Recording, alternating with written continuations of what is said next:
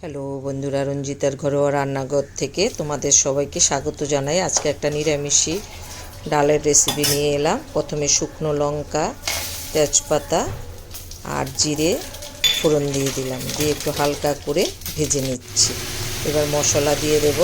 দুটো কাঁচা লঙ্কা দিয়ে দিলাম, হলুদের গুঁড়ো, লঙ্কার গুঁড়ো, জিরের গুঁড়ো, ধনের গুঁড়ো, আদা বাটা, নুন পরিমাণ মতো দিয়ে মশলাটা ভালো করে কষে এবার সবজিগুলো দিয়ে দিব।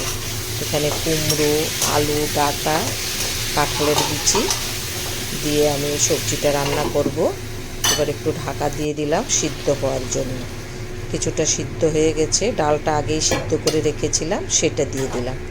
দিয়ে একসঙ্গে ভালো করে মিশিয়ে নেব। এই ডালটা খেতে সত্যি খুব ভালো লাগে। যারা কখনো খাওনি একবার হলো বানিয়ে খেয়ে দেখো।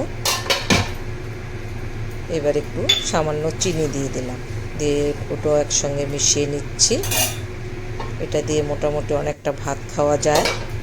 এবার কিছুটা ধনেপাতা কুচি দিয়ে দিলাম, দিয়ে একটু ঢাকা দিয়ে দেব, ধনেপাতার গন্ধটা যেন থাকে। এই দেখো, দেখতে এরকম হয়েছে। এবার আমি একটা বাটিতে তুলে নিলাম। যদি রেসিপিটা ভালো লাগে একটু লাইক শেয়ার করে দিও। সবাই ভালো থেকো, সুস্থ থেকো, পাশে থেকো।